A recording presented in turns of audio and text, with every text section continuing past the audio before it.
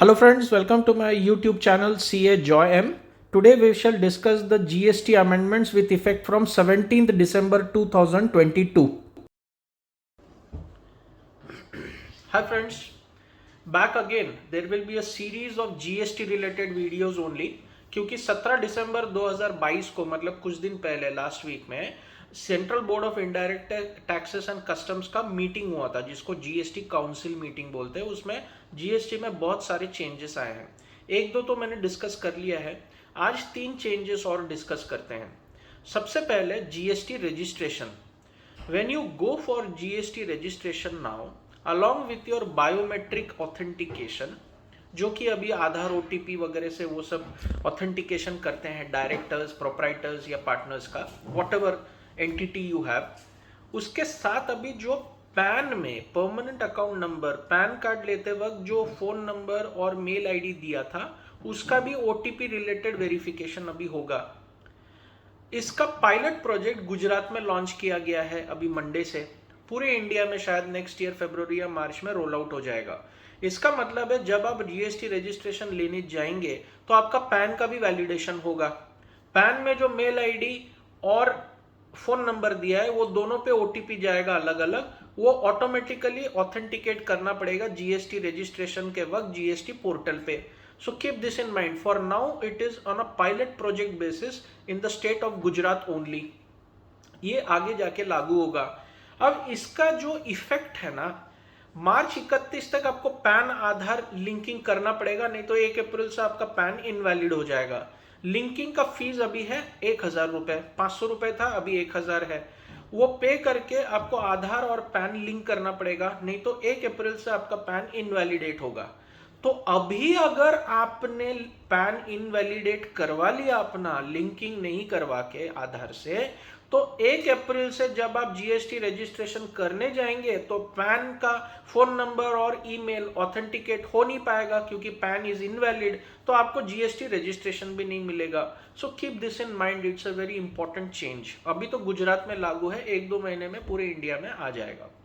Number 1। Number 2 changes, GSTR 3B और 2A के return में अगर फिगर्स और टैक्सेस में डिफरेंस है, मतलब figures in the sense invoices और टैक्सेस में डिफरेंस है, if there is a difference and the difference is above 5 lakh rupees, 5 lakhs and above, a department can require a CA certificate or a cost accountant certificate to this effect, showing that the payment for the supply has been made and the invoices are genuine and the transaction has taken place if the amount of difference is more than 5 lakhs.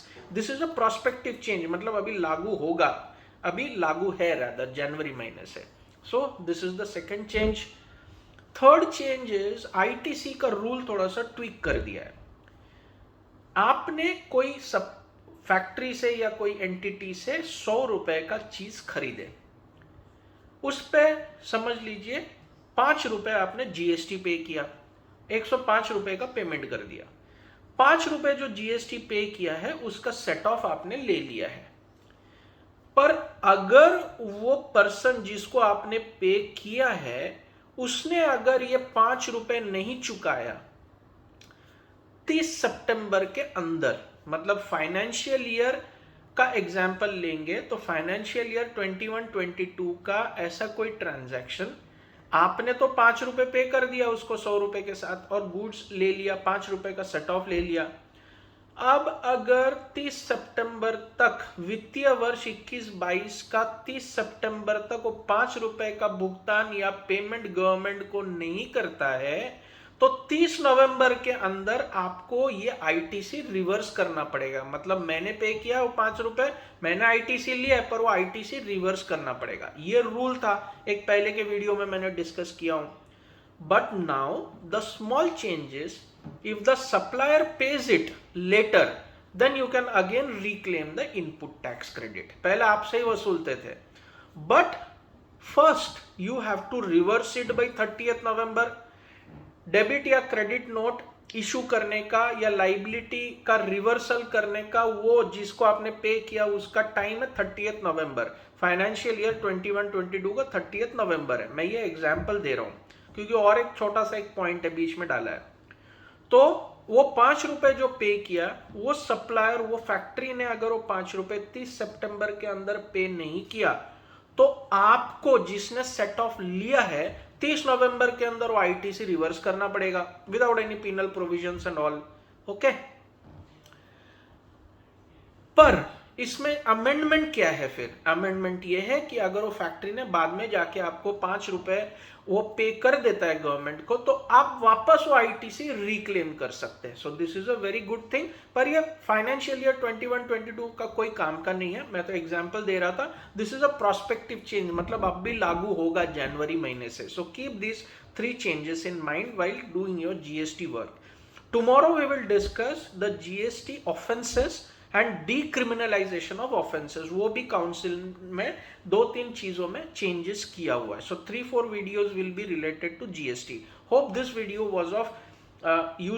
was useful to you, and get back to me on my phone numbers or mail IDs, and I will be happy to resolve any queries whatsoever. Have a nice and hope you enjoy the knowledge sharing.